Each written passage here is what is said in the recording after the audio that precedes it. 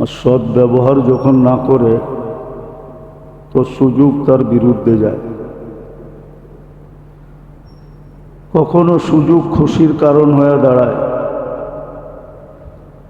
আবার কখনো সুযোগ ব্যথার কারণ হয়ে দাঁড়ায়। এটাই চিরাচরিত সত্য।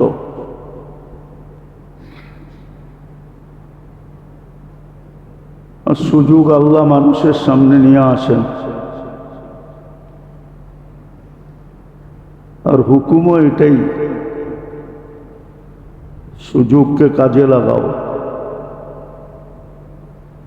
হায়াতের মুহূর্তগুলো সুযোগ।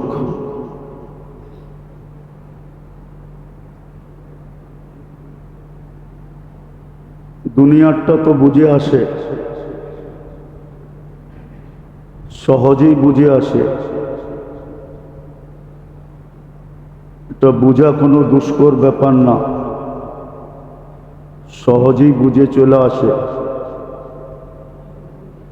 ভাই এদেরকে থামাও না, এতবার বলা হয়েছে তারপরও শোনা হয় না।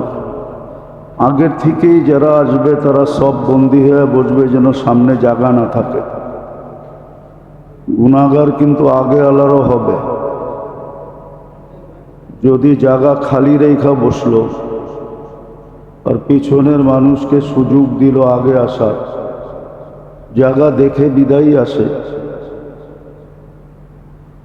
আগেও বলা হয়েছে, এখনো বলা হইতেছে, বারবার বলা হইতেছে, যারা আমরা আগে আসি সব পরিপূর্ণ করে বসি,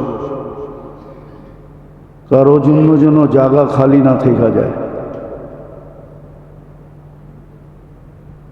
যেখানে আল্লাহর হুকুম মানা না হয়, মুসলমানদের দুরবস্থা তো এই জন্যই।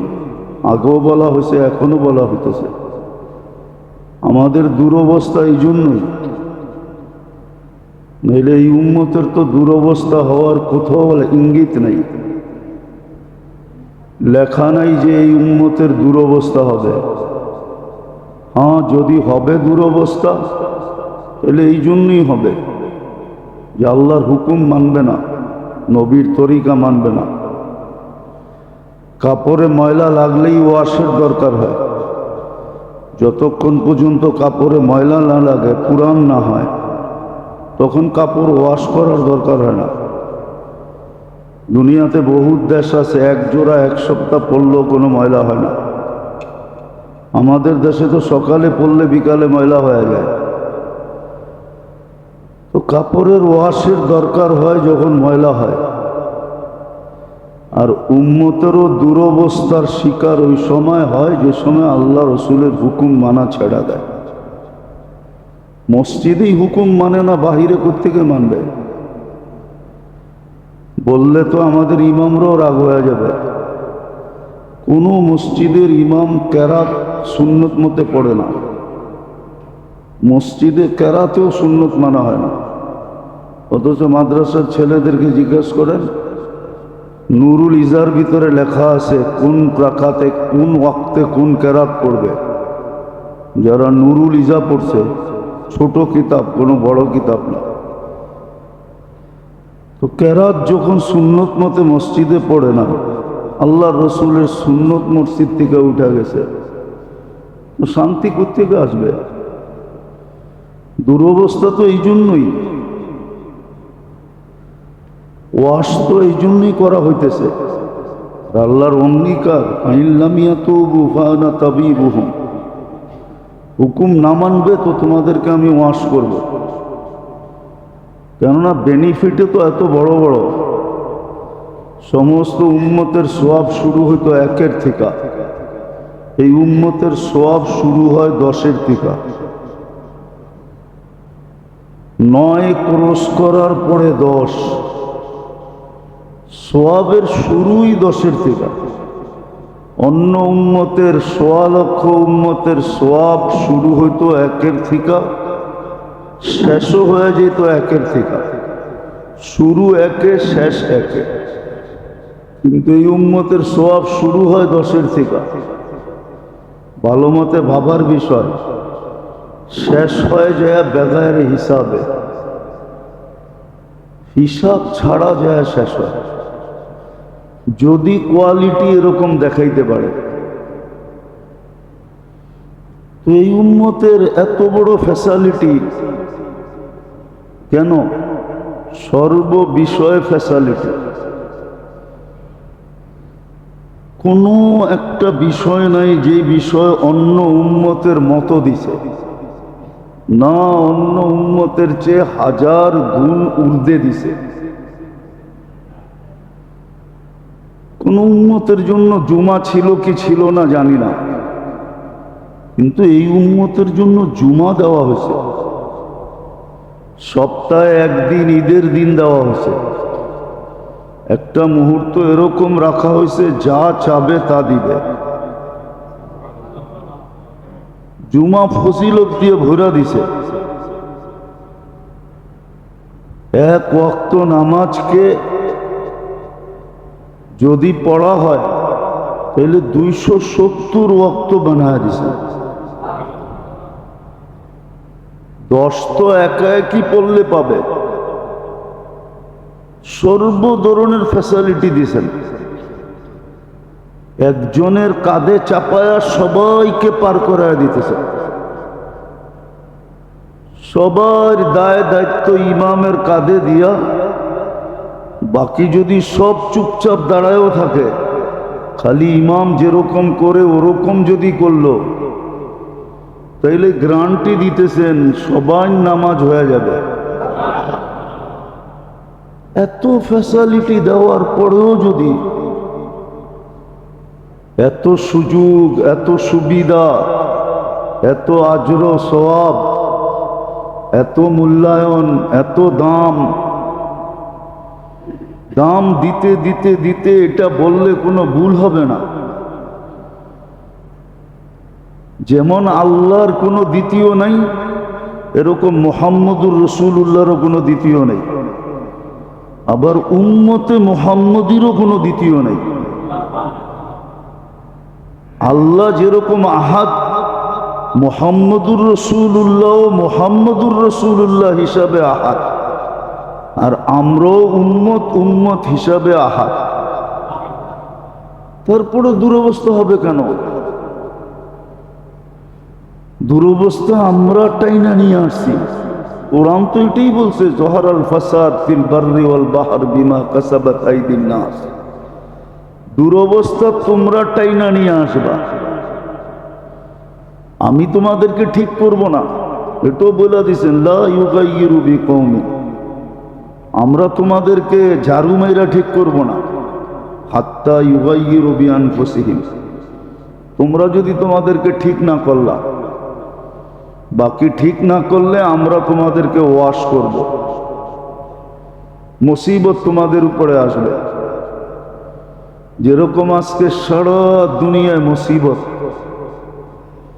আর যদি তা না হইতো তাহলে 6 জনে কামাইতো, 1 জনে খাইতো। মুসলমানের তুলনায় বিজাতি 6 জন। 6 জনের কামাইয়ের ভাগ মুসলমানের মিলত। 6 জনে কামাইয়া 1 জনকে দিত, আর 1 জন বয়া বয়া মোচ করে খাইতো, আর সারাদিন আল্লাহ আল্লাহ করত। সিস্টেম এটাই ছিল। কিতাব উঠাইলে দেখা যায় সিস্টেম এটাই ছিল। পেটের বাচ্চা পর্যন্ত ভাতা পাইত, একটা সময় ছিল। মুসলিম জগতে জাকাত লেনেওয়ালা কেউ ছিল না,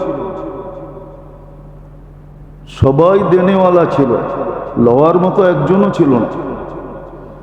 জাকাতের মাল জমতে জমতে পাহাড় হয়ে গেছে, বিজাতিকে দেওয়া যাবে না। অন্য কাজে ওলামা ফতুয়া দিতে বাধ্য হয়েছে যে এটা লাগাবে কোন জায়গায়। ছিল একটা সময়, সবার ঘরে সুখ ছিল, সবার জীবনে সুখ ছিল, কারণ আল্লাহর হুকুম মানা ছিল।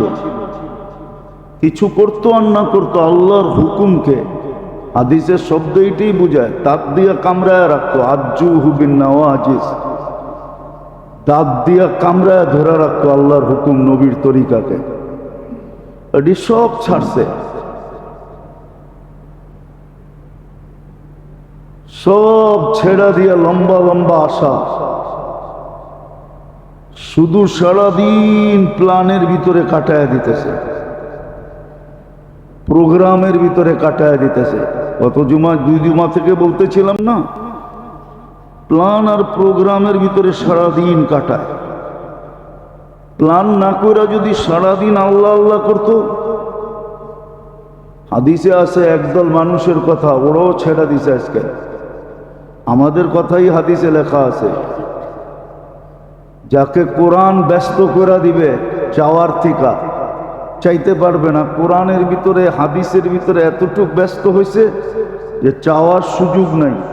আল্লাহ অঙ্গীকার করছে, চায়া যতটুক না পাবে আমি ওদেরকে এর চেয়ে কয়েক গুণ বেশি দিব।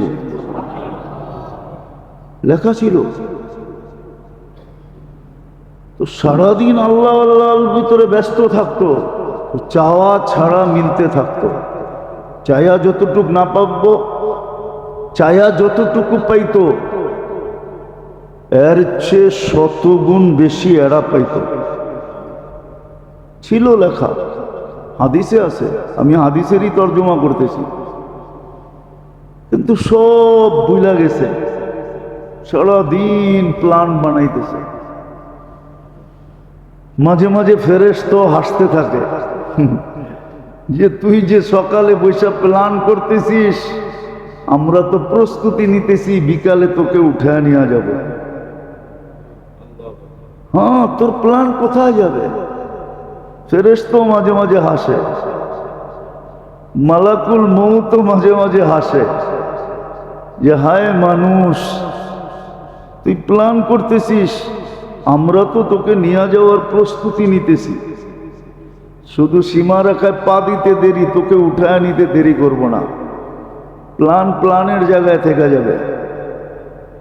হ্যাঁ, এই জন্যই তো কোরআন বলছে ফাইদা হুম মুবলিসুন। এই শব্দটা কোরআনে আসতো না, এটা প্ল্যান আলাদের জন্যই আসছে, যারা সারাদিন বসে দুনিয়ার জীবনের প্ল্যান বানাইতে থাকে, এই দুনিয়ার প্ল্যান বানাইতে থাকে। এদেরকে দেখেই ফেরেশতা হাসে আর বলে ফাইদা হুম মুবলিসুন, একটু পরেই তুই হাক্কা বাক্কা খায়া যাবে, একটু পরেই তুই আশ্চর্য হয়ে যাবে, আশ্চর্যান্বিত হবে। একটু পরেই তুই আফসোসের শিকার হয়ে যাবি, হায় বানাইলাম কি আর ঘটল কি। কত বাড়িওয়ালাই তো বাড়ি বানায় উদ্বোধন করতে পারে নাই। আমরা চিনি অনেক বাড়িওয়ালাকে, কবরে চলে গেছে, উঠায়া কোত্থেকে আনবো, নাইলে আইনা দুনিয়াকে শোনানো যায়। ওর বাড়ি এখনো পড়া আছে, উদ্বোধন হয় নাই। বাড়িতে আল্লাহ ঢুকতেও দেয় নাই, কমপ্লিট করাইতে দিছেন কিন্তু ঢুকতে দেয় নাই, এক রাত্র কাটাইতে দেয় না। এরকম হাজারো বাড়ি বাংলাদেশে পড়ে আছে, হাজারো ফ্ল্যাট পড়ে আছে, এক রাত্রে কাটাইতে দেয় না। সত্য তো এটাই তো আল্লাহর অঙ্গীকার ছিল, বানাবি তোকে থাকতে দিব না, জমাবি তোকে ভোগ করতে দিব না, কামাবি তোকে খাইতে দিব না। এগুলো সব আল্লাহর অঙ্গীকার। আমরা প্ল্যান বানাইতেছি, এটার নামই লম্বা লম্বা আশা। এটার কারণেই আখেরাত ভুলা গেছে। আর আখেরাত যখন ভুলা যায়, তা আল্লাহর হুকুম ছাড়তে শুরু করে, নবীর তরিকা ছাড়তে শুরু করে, আখেরাতের চিরস্থায়ী বেনিফিট ভুলা যায়। কসম খোদা, আজকে যারা নামাজ পড়ে 5 ওয়াক্ত পাবন্দির সাথে, ওরা জান্নাতে প্রত্যেক ওয়াক্তে গিফট পাবে, গিফট। 5 ওয়াক্ত ওদের জন্য গিফট আসতে থাকবে, গিফট। প্রত্যেক ওয়াক্ত ফেরেশতা টোকা দিবে আর একটা গিফটের বক্স পাঠাবে। জিজ্ঞেস করবে এটা কি? বলছে জোহরের গিফট।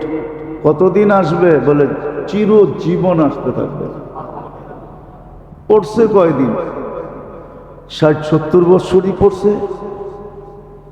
40-45 বছরই পড়ছে, বালেগ হওয়ার পরের থেকে নিয়া, প্রাপ্তবয়স্ক হওয়ার পরের থেকে নিয়া।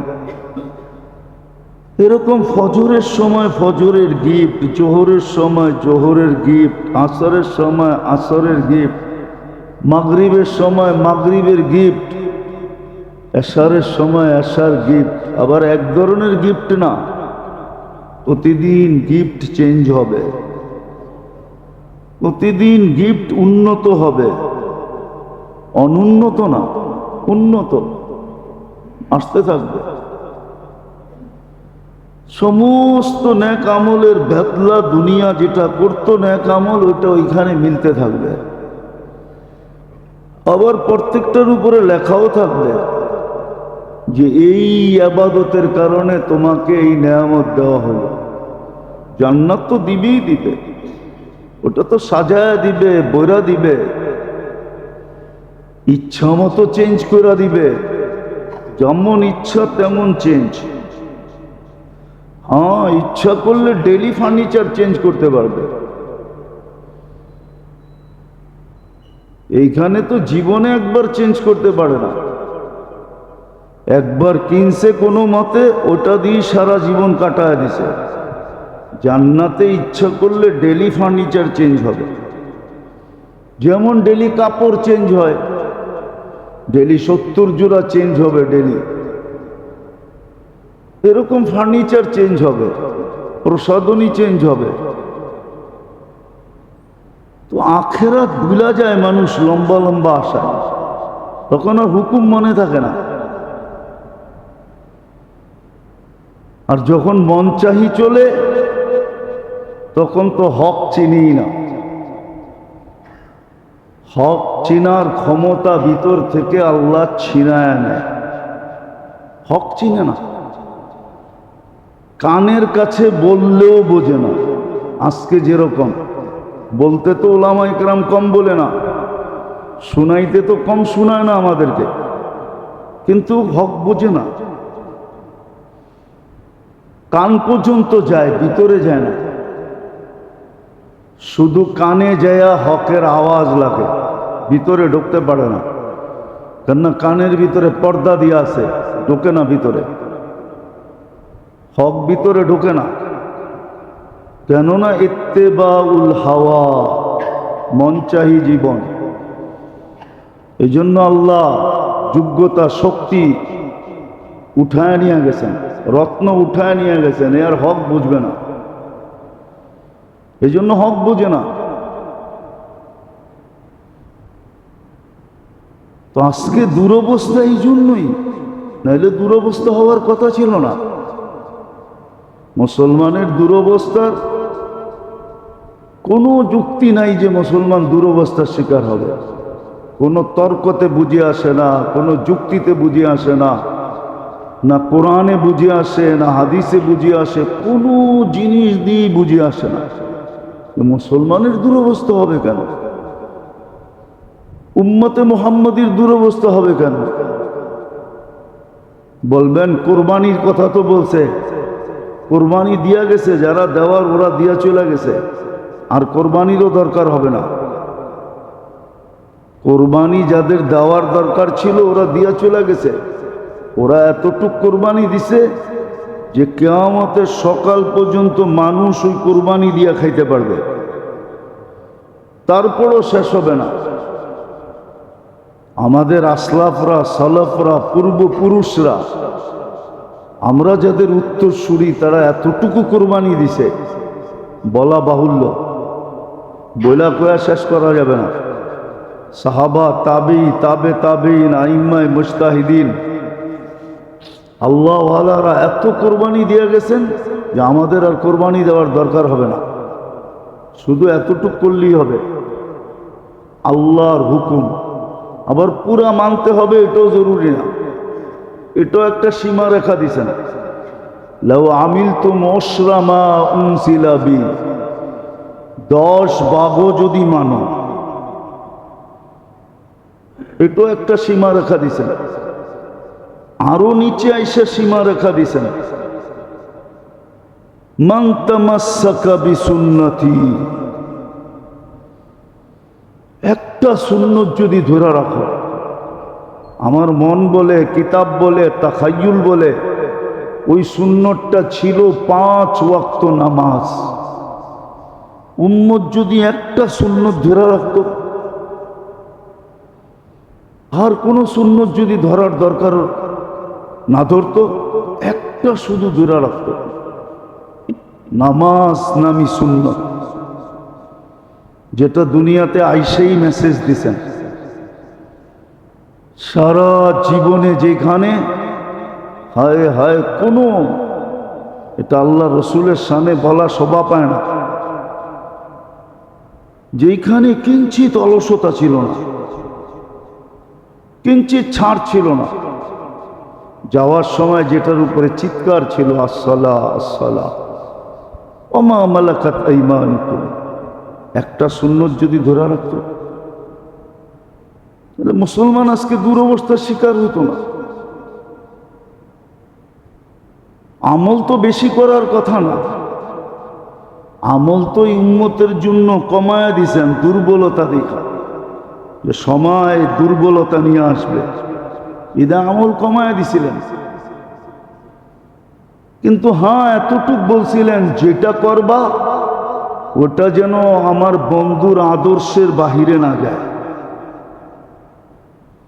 বন্ধুর আদর্শের বাহিরে না যায়। আগে দেখবা আমার বন্ধু কিভাবে করছে, বন্ধু যতটুকু করছে অতটুকু করো। তাইলে শুধু সাহাবিয়ে রসুলকে আল্লাহ রসুল অঙ্গীকার দেন না।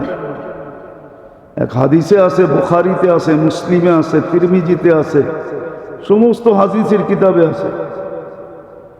এক সাহাবীকে বুঝানোর পরে সে বলছিল লা আযীদু আলা হাদা, আপনি যা বলতেছেন এর চেয়ে বেশি করার সময় আমার কাছে নাই।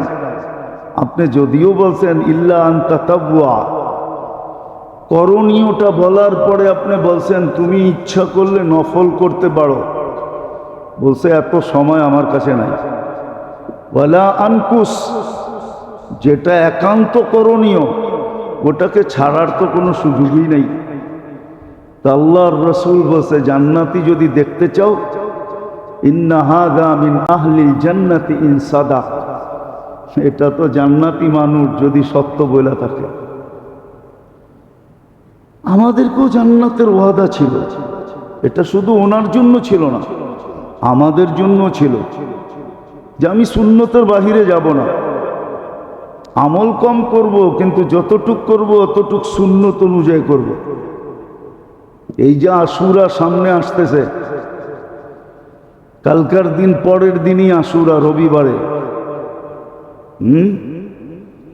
এই যে আশুরা আসতেছে, দেখার বিষয় ছিল উম্মতের আল্লাহর রসুল কি করছে।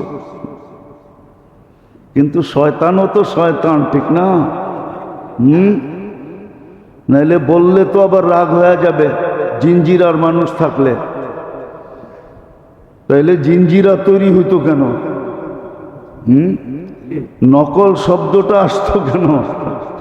শয়তানও তো শয়তান, ঠিক না? সেও অনেক কিছু বইরা দিছে, মিলায়া দিছে, ঠিক না? নইলে মহররম তো আগের থেকেই দামি ছিল, ঠিক না? মহররম কি নতুন দামি হয়েছে নাকি? মহররম তো আগের থেকেই, যেদিন থেকে দুনিয়া বানাইছেন ওদিন থেকেই মহররম। যদিও নির্ধারিত হয়েছে যে ইসলামের সাল শুরু হবে কোন মাস থেকে, ওমর রাদিয়াল্লাহু তাআলা আনহু নির্ধারণ করছেন মুহররম থেকে। মুসলমানের সন গণা হবে কোত্থেকা? তো এটা গণা, এটা নির্ধারিত হয়েছে হিজরি থিকা, হিজরি সন থেকে মুসলমানদের সন গণনা করা হবে। কিন্তু মুহররম তো আগের থেকেই ছিল। কেউ তো দেখে না এই মাসে আল্লাহ রসুল কি করছেন, করণীয় কি ছিল। বলছিলেন রমজানের পরে যদি বেশি রোজা রাখতে মনে চায় তাহলে মুহররমে রাখো, কেননা এই মাসে তোমাদের আমল নামা আল্লাহর কাছে পেশ করা হয়। বাৎসরিক আমলনামা মহরমে পেশ হয়, এই অবস্থায় যেন পেশ হয় তুমি রোজা রাখছো। মদিনায় আইসা দেখছেন ইহুদিরা 10 তারিখে রোজা রাখে, বলছে কেন রাখো তোমরা? বলছে মুসা আলাইহিস সালাম এই দিন দরিয়ায় নদী পার হইছেন, আল্লাহ বনি ইসরাইলকে মুক্তি দিছেন আর ফেরাউনকে ডুবায়া দিছেন। বলছে তোমরা যদি এই খুশিতে রাখো তো নাহনু আহাক্কু বি মুসা, আমরা মুসা আলাইহিস ইসলামের ব্যাপারে তোমাদের চেয়ে বেশি হক রাখি। জালালি ওয়াজহি ওয়া আযীম সুলতানি আলহামদুলিল্লাহিল ওয়াহিদিল আহাদিস সামাদিল্লাযী লাম ইয়ালিদ ওয়া লাম ইউলাদ ওয়া লাম ইয়াকুল লাহু কুফুয়ান আহাদ। আলহামদুলিল্লাহি কুল্লাহু দিক্কাহু ওয়া জিল্লাহু সিররাহু ওয়া আলানিয়াতাহু আউওয়ালাহু ওয়া আখিরাহু সগীরাহু ওয়া কাবীরাহু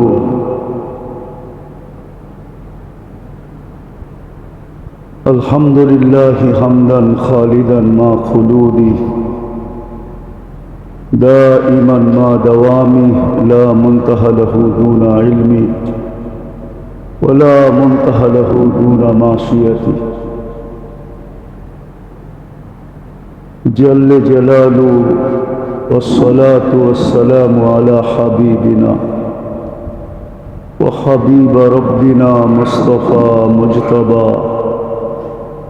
لواء الحمد بيده يوم القيامة রাখা বেশি হক রাখি, কেননা মুসা আলাইহিস ইসলামের সাথে তো আমার সম্পর্ক বেশি। উনিও রসুল, আমিও রসুল, উনিও কিতাবদারি, আমিও কিতাবদারি, আমরা তো ভাই। তো আশারার দিন, আশুরার দিন রোজা রাখছেন, কিন্তু ওদের রোজায় কতটুকু মিলতো না না মিলতো এটা আমার জানা নাই, কিন্তু আমাদের রোজায় কতটুকু মিলবে এটাও বলে দিছেন। পিছনের 1 বৎসরের গুনাহ মাফ, কাফারা স্বরূপ ছিল রোজা রাখা। উম্মত আজকে বানায় নিছে কত কিছু, গুনতে গুনতে আশুরার জিনিস শেষ করা যাবে না। হোসাইন রাদিয়াল্লাহু তাআলা আনহু শহীদ হয়েছে, এটা আমি মানি। আহলে বাইত ওই দিন লুটা গেছে, কেন লুটলো এটাও কেউ তালাশ করতে চায় না, যে আহলে বাইত এরকম হলো কেন, কেন ওনারা জান দিলেন? ওনারা আল্লাহ আল্লাহ রসুলের সামনে কারো সাথে আপোষ করতে চান না। আপোষ করলে আর জান দিতে হতো না। আল্লাহর হুকুমের সামনে, নবীর তরিকার সামনে কারো সাথে আপোষ করতে চান না। বলছিল আপোষ করে নেন, বলছে প্রশ্নই ওঠে না। তাইলে কালকে মুখ দেখাবো কি? তাইলে ইতিহাস হবে কি? কি ইতিহাস হবে? সুলতান মাহমুদ গজনবী রহমতুল্লাহ আলাইহি যখন ভারত স্বাধীন করেন 17 বারের সময়, তো একটা মন্দির ছিল ভারতে, সমুনা নাম ছিল। আসল স্বাধীন করার কারণ এটাই ছিল যে মুসলমান বড় নির্যাতিত ছিল, বারবার খবর পৌঁছতে ছিল সুলতান মাহমুদ গজনবীর কাছে। 16 বার হামলা করে উনি জিততে পারেনি, 17 বারের সময় জিতছে। মন্দিরে যখন ঢুকছে তো হিন্দুরা বলতেছিল যে সব মূর্তি আপনি ভাঙ্গা ফেলান, কিন্তু আমাদের এই বড় মূর্তিটা ভাঙেন না। আপনি আর বিনিময়ে যত সোনা চাঁদি চাবেন আমরা আপনাকে দেয়া দেব। তো ওনারও বুঝে আসছে যে একটা মূর্তি রাইখা দিলে অসুবিধা কি, ওরা তো মুসলমান হবে না, ওরা তো এমনও মূর্তি বানায় পূজা করবে। কিন্তু মনে মনে আয়াসকে জিজ্ঞাসা করছে, আয়াস কি করব? অফার তো আসছে, সোনা চাঁদি দিয়া দিবে, মূর্তির যতটি চাই ততটি সোনা চাঁদি দিয়া দিবে। বলছে আমিরুল মোমিনিন, বলছে সুলতান মাহমুদকে, বলছে সুলতান আপনি যদি এটা না ভাঙেন আর বিক্রি করেন তাহলে ইতিহাসের পাতায় লেখা উঠবে আপনার নাম সনম ফরুশ, আপনি মূর্তি বিক্রি করছেন। আর আপনি তো মূর্তি ভাঙ্গার জন্য এটাকে স্বাধীন করছেন, তাহলে ইতিহাসের পাতায় নাম উঠবে হ্যাঁ মূর্তি শাকান, মূর্তিকে ভাঙ্গা মিটায় দিছে। আপনার ইচ্ছা কোনটা? ইতিহাসের পাতায় কি নাম লেখাইতে চাইতেছেন? মূর্তি বিক্রিকারী লেখাইতে চাইতেছেন না মূর্তি ভাঙ্গা লেখাইতে চাইতেছেন? তো সুলতান বুঝে, বুদ্ধিমান ছিল, বুঝে আসছে, বলছে না, সোনা চাঁদি যত চাবো তত দিবে, এর চেয়ে কোটি গুণ বেশি দিলেও হবে না। আমি ওইটাই নাম লেখাইতে চাই যে আমি মূর্তি ভাঙ্গা ফেলছি। কেননা ওই মূর্তির ভিতরে ওই সময়ের হিন্দু যে রাজা ছিল, ওর যত দামি দামি হীরা মণি মুক্তা ছিল ওটার ভিতরে গচ্ছিত ছিল। এই জন্যই ওরা চাইছিল যে এটা কিনা নিয়ে যেতে পারলে যত সোনা চাঁদি দেই না কেন, এর ভিতরে রাখা যা আছে এটার দাম এর চেয়ে কোটি গুণ বেশি হবে। বিদায় দেখি পটায় পাটায় নিতে পারি কিনা। সুলতান বলছে ভাঙছি তো ভাঙছি, এটাকেও ভাঙবো। বাস ভাঙ্গা ফেলছেন, ভিতর থেকে সব মণি মুক্তা হীরা বাহির হয়ে চলে আসবে। যা দিতে চাইছিল তার কোটি গুণ বেশি পেয়ে গেছে। ঠিক হাসান হুসাইন জান কেন দিছেন? আহলে বাইত কেন কারবালায় লুটা গেছে? উনাদেরকে বলা হয়েছিল আপোষ করো, আল্লাহ আল্লাহর রসুলের হুকুমের সামনে আপোষ করে দাও, আমাদের সাথে আপোষ করো, রাখো আল্লাহ রসুলের হুকুমকে একদিকে, আমাদের সাথে আপোষ করো। তো বলছে না, চাঁদ দিতে পারি, আপোষ করতে পারি না। বলেন আমরা যারা হোসাইনি হোসাইনি করি, হোসাইনের জানই তো গেছে সেজদায়। আপনি কতটুকু নামাজ পড়েন? হোসাইন তো নামাজ পড়া অবস্থায় মারা গেছে। এই জন্যই তো হোসাইন 3 বদদোয়া করছিল, 3টা কাজে লেগে গেছে। প্রথম বদদোয়া করছিল, আল্লাহ আমার নানার চোখের শীতলতা এদের থেকে ছিনায় নিয়েন, এরা আমাকে ডাইকাই না হত্যা করলো। এই জন্য দেখবেন যারা হোসাইনি হোসাইনি করে, ওরা হোসাইনি হোসাইনি করে, নামাজ ওদের জীবনে নাই। পড়লেও মাত্র 3 ওয়াক্ত পড়ে, 2 ওয়াক্ত পড়ে না। কয়েকত পড়ে? 3 ওয়াক্ত পড়ে, 5 ওয়াক্ত পড়ে না। দ্বিতীয় বদদোয়া করছে, আল্লাহ কোরআন ওদের থেকে উঠায় নিয়ে। এই জন্য যারা হুসাইনি হুসাইনি করে, ওই দুনিয়ায় কোনো হাফেজে কোরআন নেই। চ্যালেঞ্জ, কোনো হাফেজে কোরআন নাই। তৃতীয় হয়েছে, আল্লাহ আমার নানার হাউজে কাউসার থেকে এদেরকে বঞ্চিত করেন। ওটা দেখার বিষয়, কিয়ামতের দিন দেখব। মনে হয় ওদের জন্য এই হাদিস লেখা হয়েছে, সুহকান সুহকান লিমান গাইয়ারা বাদি, দূরে সরো যারা আমাকে সামনে রাখো না, অন্য কিছুকে সামনে রাখছো। তো সত্য এটাই, সত্য উম্মতের দুরবস্থার কারণই এটা, যে উম্মত আমল তো করে কিন্তু নবীর আদর্শ মতো করে না। কিন্তু হুকুম ছিল আমল বেশি দরকার নেই, যতটুক করো অতটুক নবীর আদর্শ মতো করো। কেননা 1 করলেই তো 10, 1 করলেই রিকভারি হইতে তো সময় নিবে না। কেননা গুনাহ তো 10 লেখা হয় না, গুনাহ কত লেখা হয়? কত সুন্দর উদাহরণ দিয়ে বুঝাইছে। আর কেমনে বুঝাবে?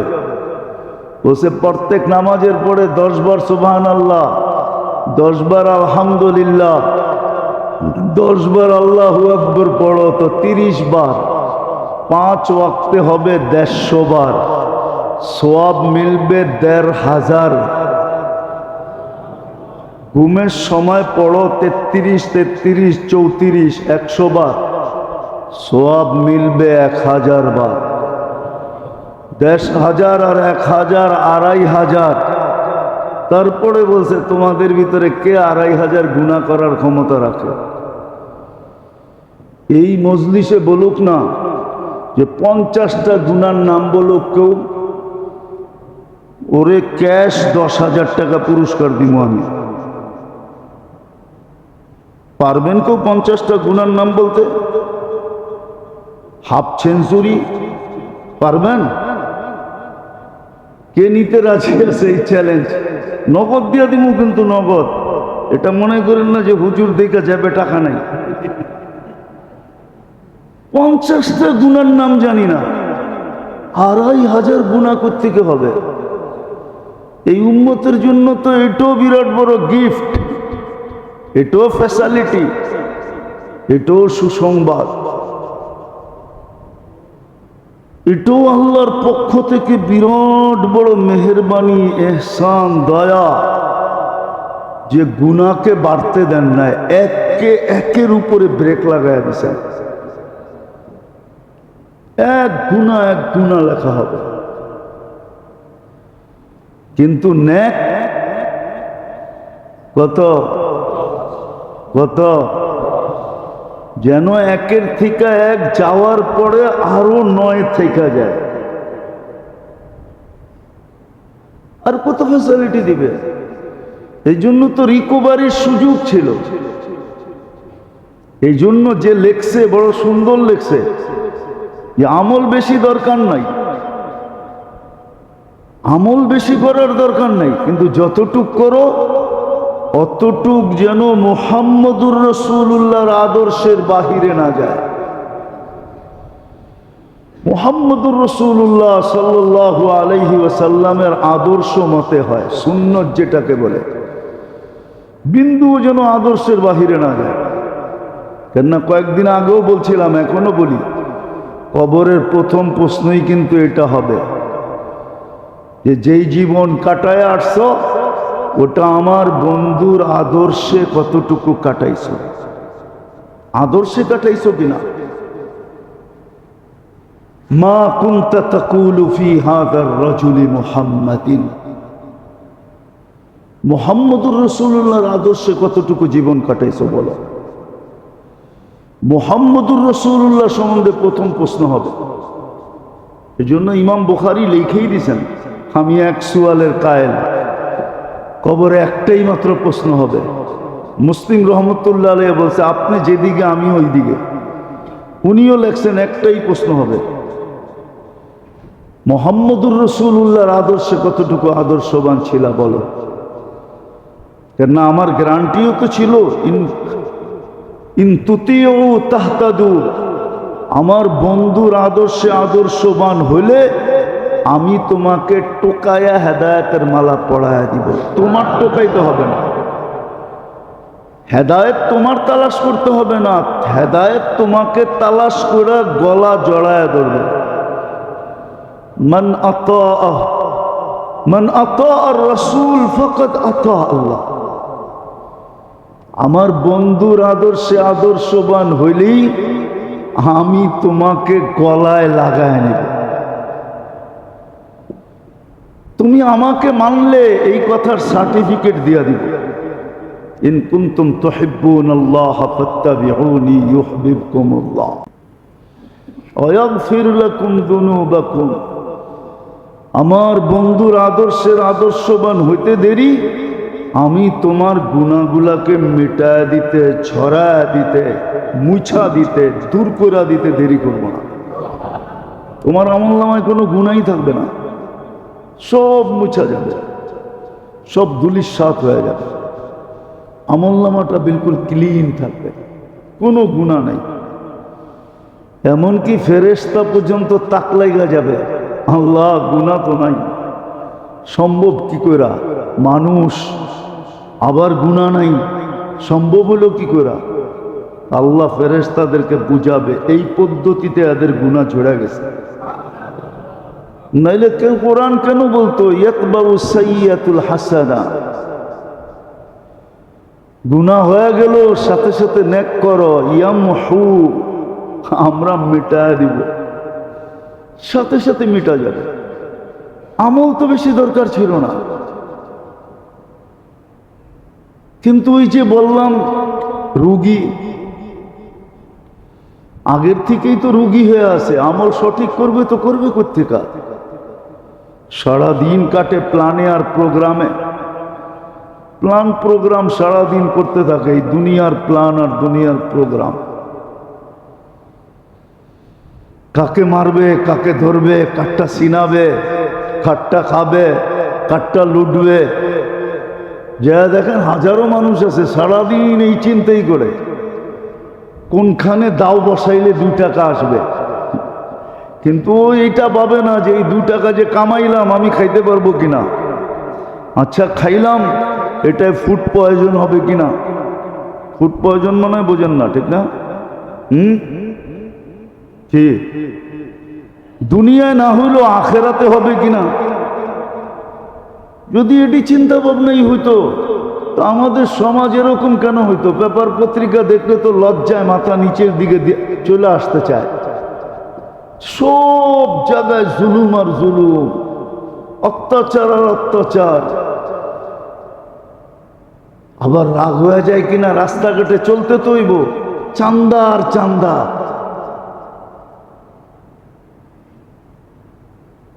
কেন এরকম জুলুম হবে? ও যদি ভাবতো, ভাবেই তো না, ভাবেই না। সারাদিন প্ল্যান বানাইতেছে কোন জায়গায় দাও বহন যাবে, কার উপরে দাও বহন যাবে, কাঠটা ছিনা যাবে, কাঠটা লুটা যাবে, কাঠটা খাওয়া যাবে, কোন জায়গায় কলমে খোঁচা দিলে কি হবে।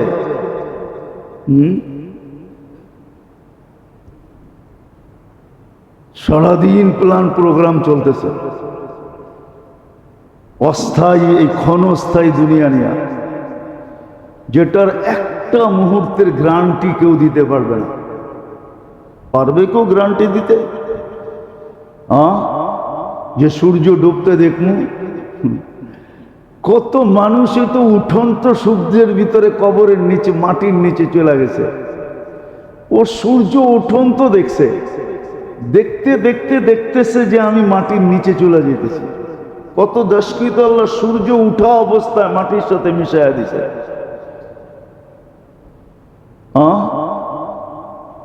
কত দেশেই তো, 2 দিন আগেই তো দেখলাম জাপানের এক এলাকায় একদিনে 900 বার ভূমিকম্প আসছে। কতবার? কতবার? আপনার এখানে যদি আসে 900 বার না 9 বার যদি আসে, ওরা বলে ঘুমাইতে পারতেছে না, ও ঘুম উড়া গেছে। গাছ পেপার উঠান, আপনারও তো ঘুম উড়া যাবে।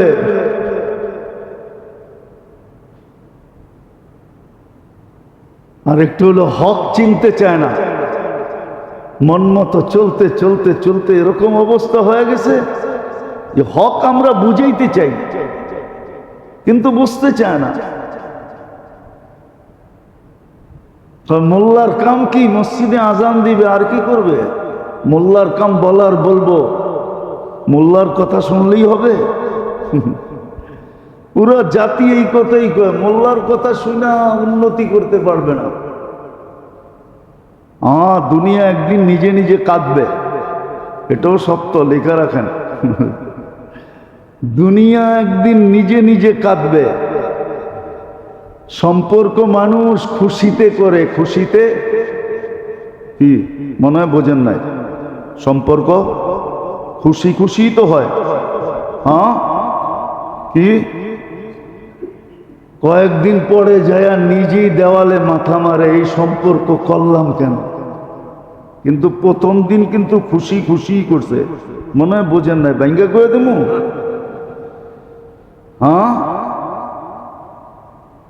কয়েকদিন পরে যা দেওয়ালে ঠিকই মাথা মারে যে এই সম্পর্ক করলাম কেন।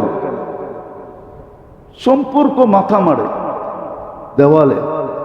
দুনিয়ার উন্নতি, একদিন মানুষই দেওয়ালে মাথা মারা বলবে এই উন্নতি করলাম কেন। উন্নতি সারা দুনিয়াকে একদিনে গুটায় দিবে। একটা উদাহরণ দিলে বুঝবেন। এখন অনলাইনের দুনিয়া, ঠিক না? ব্যাংকিং শ্যাংকিং কাগজপত্র কি সব অনলাইন। কি অনলাইন কি বুঝান না আমারে? সব কম্পিউটার, ঠিক না? সফটওয়্যারে, ঠিক না? সব কি কাল সকালে যদি ঘুমের থেকে উঠা দেখলেন যে সফটওয়্যার সিস্টেম দুনিয়ার থেকে বিলুপ্ত হয়ে গেছে, কারণ আপনি দেওয়ালে মাথা মারবেন না? মারবেন না? আপনি করবেন জমিনের দলিল কই, দোকানের ডকুমেন্টস কই, আমার ব্যাংকের টাকা কই, ফ্ল্যাট কিনলাম এটার কাগজ কই, কিচ্ছুই তো পাইবেন না। সব তো সফটওয়্যারে ছিল। দুনিয়া বড় বলছে সফটওয়্যারে, তারপরে তো দেখা যাইব কিচ্ছুই পাইবেন না। পাইবেন খুঁজা? দেখানোর জন্য বলতেছি না। তারপরে দেখবেন যে প্লাস্টিক প্লাস্টিক হয়ে রয়ে গেছে, কিচ্ছু নাই এটার মধ্যে, জিরো। আমিও দেওয়ালে মাথা মারমু, এটা তো জিরো, কিচ্ছু নাই। কেন? কম্পিউটারই তো নাই, সফটওয়্যারই তো নাই, সব ফাঁকি হয়ে যাব সব। তাহলে উন্নতি মানুষের দেওয়ালে একদিন মাথা মারাবে। দুনিয়া একদিন উন্নতির কারণে গুটায়া যাবে, নিজেই বইটা যাবে। এখনই চিৎকার শুরু হয়ে গেছে, এখনই চিৎকার চিৎকার শুরু হয়ে গেছে। আচ্ছা বলেন তো, এটাকে কি মানবতা বলে? মানবতা অর্থ কি? আমারে মানবতার সংজ্ঞা বুঝান ডিকশনারি দিয়া। মানুষ মানুষ মারার জন্য যত অস্ত্র তৈরি করছে, যত পাওয়ারফুল অস্ত্র তৈরি করছে, যত ব্যাপক অস্ত্র তৈরি করছে, বলেন কোন প্রাণী মানার জন্য করছে? তাহলে এটা কি মানবতার ভিতরে পড়ে? ডিকশনারি কি মানবতা এটা বলে? যেই হারে ফিলিস্তিনে মানুষ মারতেছে, এটা কি মানবতা? যেই দেশেই যে মারতেছে, এটা কি মানবতা? আমারে মানবতার সংজ্ঞা বুঝান আপনারা ডিকশনারি দিয়া। নিয়ে আসেন বড় বড় ডক্টরেটকে, ওরে বুঝাইতে বলেন আমাকে যে মানবতা কাকে বলে, এটার পরিধি কত বড়। বরং তো হাদিসে দেখা যায় মানবতা কাকে বলে। দেখামু একটা। যুদ্ধের ময়দানে পানির জন্য চিৎকার দিছে, তো আপন ভাই পানি নিয়ে ছুটে গেছে, মুখে ডালবে, পাশের থেকে একজনের চিৎকার আসছে পানি। যে পানি নিয়ে গেছে সে যায় নাই, যার পানির পুরো ডাকে ভাই ছুটে গেছে, সেই অসুস্থ ভাই, ক্লান্ত ভাই, আক্রান্ত ভাই বলতেছে আমার চেয়ে মনে হয় ও পিপাসিত বেশি, ওর কাছে যাও। ওর কাছে গেছে, ওর মুখে পানি দিবে, তৃতীয় আরেকজনের আওয়াজ আসছে পানি। তো দ্বিতীয় ব্যক্তি বলতেছে আমার চেয়ে বেশি পিপাসিত ও, ওর কাছে যাও। যাইতে যাইতে দেখে তৃতীয় ব্যক্তি দুনিয়ার থেকে চলে গেছে। মন ভাঙ্গা ভাঙ্গা মন নিয়ে দ্বিতীয়র কাছে আসছে, দেখে ও গেছে। আরো মন ভাঙ্গা নিয়ে প্রথম নিজের ভাইয়ের কাছে আসছে, দেখে ও চলে গেছে, পানি পানির জায়গায় রয়ে গেছে। এটার নাম হলো মানবতা। এটা হলো মানবতার চিত্র। যদিও ওলামা বুঝাইতে পারে না, আমরা বুঝাইতে পারি না, দুনিয়া বোঝে না। এটা হলো মানবতার ডিকশনারি হিসাবে চিত্র, এটার নাম মানবতা। মানবতা কি এটার নাম? মানবতা কি এটার নাম? ঘুরায় কইলে আবার অন্যদিকে চলে যাবে। বললে তো বলা যায়, কিন্তু অনেকজনে আবার উল্টা ব্যাখ্যা লয়ে যাবে, বলবে উনি বিরুদ্ধে চলে গেছে। এটার নাম মানবতা? মানবতা তো এটার নাম না, যে মানুষ মারার জন্য অ্যাটম বোম, এক দেশ এক বোমে শেষ।